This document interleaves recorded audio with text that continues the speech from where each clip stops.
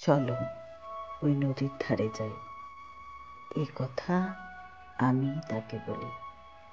সেও কাঁধ রাগ করে, চোখে উদাসীন মায়া, বলে চলো। নদী বুঝি খুব ভালো লাগে? বলি খুব। নদী অনেকটা দূর শৈশবের মতো, দেখা যাচ্ছে পার, অথচ বাড়ালে হাত ছুঁতে পারি না। কেবল দীর্ঘশ্বাস ফেলি। সে আমার পাশে পাশে হাঁটে, বলে আকাশের চাঁদ বুঝি ভালো লাগে? বলি খুব। আর হেমন্তের হাওয়া? সেও।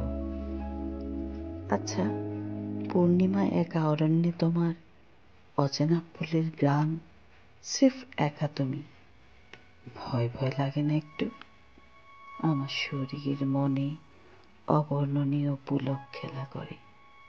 বলে ভয়? ভয় কিসের? ভূতে? না মায়া। বলে হেসে হেসে সে আমার স্পর্শ করে উষ্ণ করতল। ততক্ষণে নদী এসে গেছে পায়ের নিকটে। আমি বুঁদ হয়ে আছি তার স্পর্শে, গন্ধে।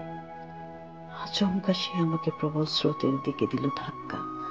ক্ষুব্ধ ক্ষুধার্ত হামুখ জলের উপর আমি তখন হুমড়ি খেয়ে পড়েছি।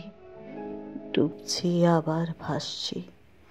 সে দাঁড়িয়ে তখন হাসছে তীরে। সাঁতার জানি না আমি, এই কথা তার চেয়ে বেশি আর কেউ কি জানতো? তাকে ভালোবাসি, এইটুকু শুধু আমার পাপ বা পুণ্য হোক, এইটুকু হোক সুখ কিংবা অন্তর্গত দুঃখ।